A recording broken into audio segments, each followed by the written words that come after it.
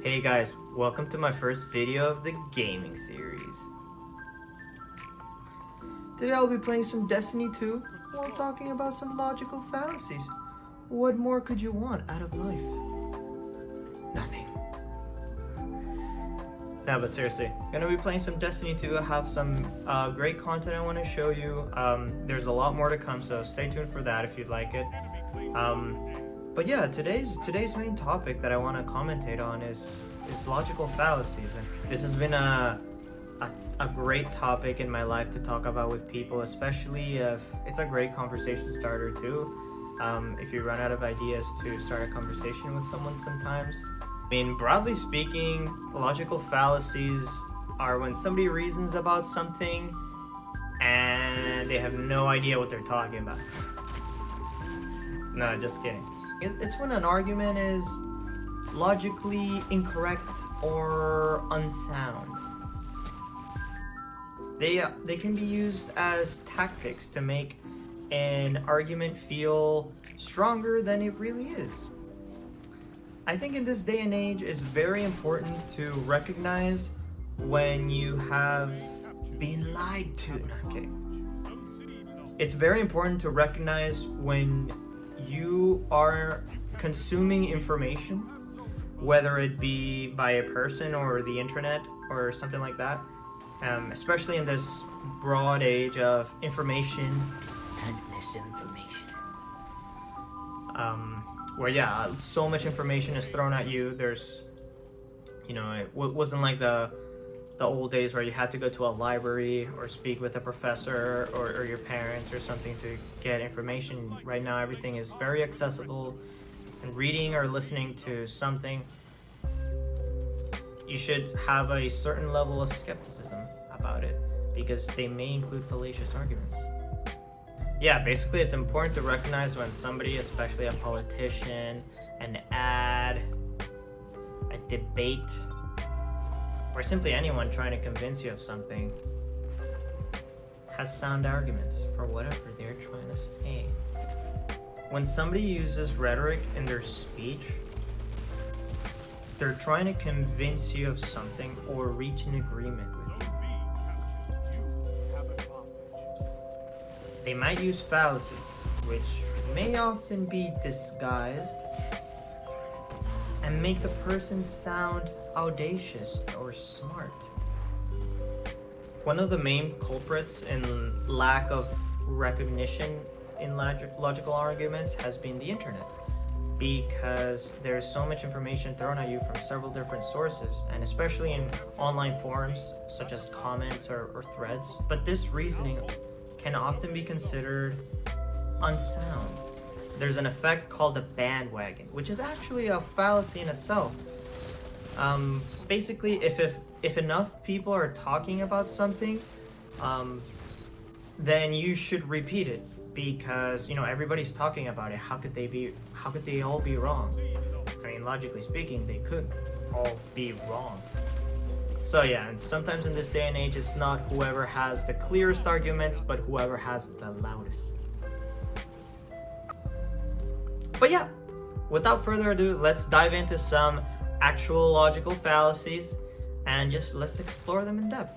And of course, if there's a lot of logical fallacies that I'm gonna miss, so if I miss some of your favorite ones, just comment down the section below if there's any you'd like me to cover for a next video. I'm definitely gonna be making more videos about this, since I consider this being a very important topic for the 21st century.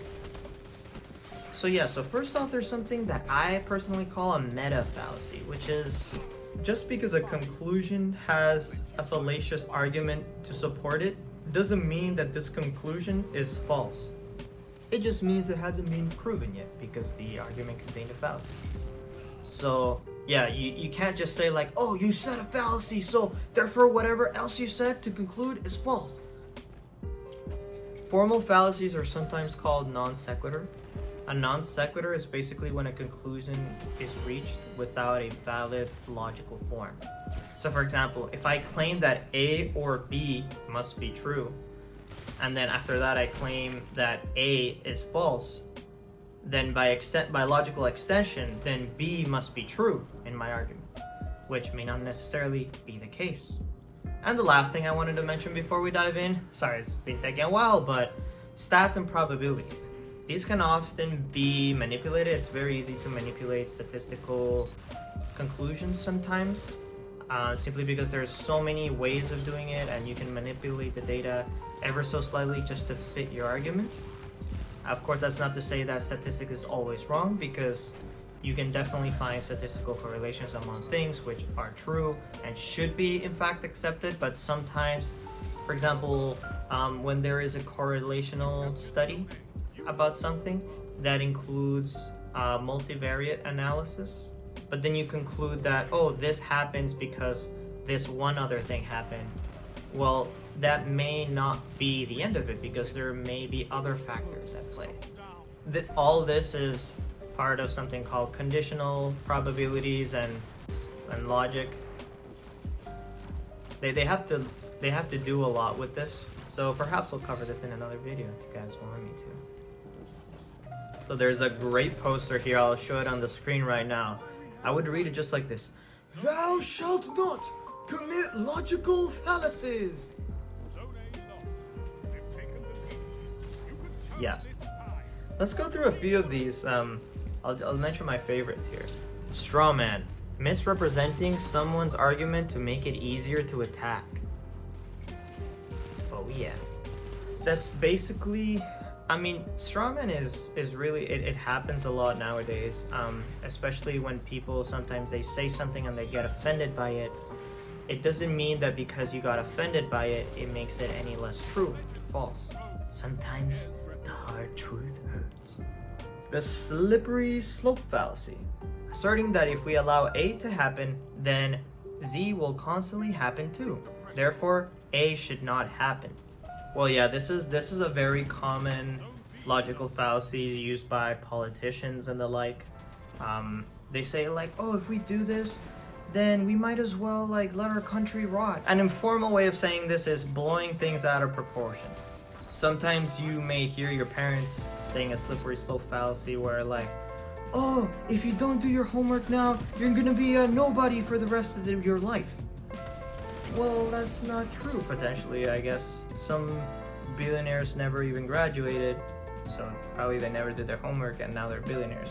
So, the ad hominem fallacy, where you hate the player, not the game. No, but seriously, the ad hominem fallacy is definitely a big one to consider, because sometimes when you're especially in a debate with somebody, you don't want to attack the other person personally when they're saying logical reasoning, especially if it's logical reasoning against you, or against your arguments, rather. You don't want to be like, oh, well, this person said something that's perfectly reasonable and sound, but just because they're not in a power position to say that, for example, this happens a lot, you know, doesn't mean their argument is false or unsound. Like, for example, saying that if you claim that in the future the world will be in this sort of state, and then somebody is claiming like, well, you don't have enough experience or you're not old enough. Well, yeah, that might be true, but it is also a fallacy. Just because I'm not old enough doesn't mean that what I say is false or true. I mean, we would have to look into the content of what I say. The loaded question fallacy. Asking a question that has an assumption built into it so that it can't be answered without appearing guilty. Oh yeah. I'm just gonna read the example of this one because it's so funny. Grace and Helen were both romantically interested in Brad. One day, with Brad sitting within earshot, Grace asked in an inquisitive tone whether Helen was having any problems with a fungal infection. Yeah. The gambler's fallacy. This is a big statistical one, and one that I would love to cover basically all in itself in one video, perhaps. You know, there's so much that can be said about this. So believing that runs occur to statistically independent phenomena such as roulette wheel spins. A lot of commentators use this gambler's fallacy and when they're commentating, for example, NBA games, when Stephen Curry has made 5 3-pointers in a row, they say he'll have the hot hand because, oh, like probably the next ball he throws will more likely to be in than not because he has a hot hand. Well, this is not logically sound, although it appears to be sometimes. And you can make I guess you can make a case in psychology that, momentum is more preserved across the scenario, but you have to realize that in independent phenomena such as a 3-pointer or anything like that, a roulette wheel spin, or a hand dealt with you in a casino, these are all a coin toss. These are all independent events. And so considering them with momentum can lead to false conclusions sometimes. Ah, yes, the bandwagon. We've come back to it. Appealing to popularity or the fact that many people do something as an attempted form of validation. Of course, if all the people in a room agree on something, doesn't mean that it is true and doesn't mean that you should agree on it. The black or white fallacy. This is one of my favorite fallacies because it's one of the easiest to spot, really. It's basically when a person tries to claim that there are only two sides of the story or two interpretations that are usually like mutually exclusive about something, and they claim that, oh, something isn't like this, so therefore it must be like that.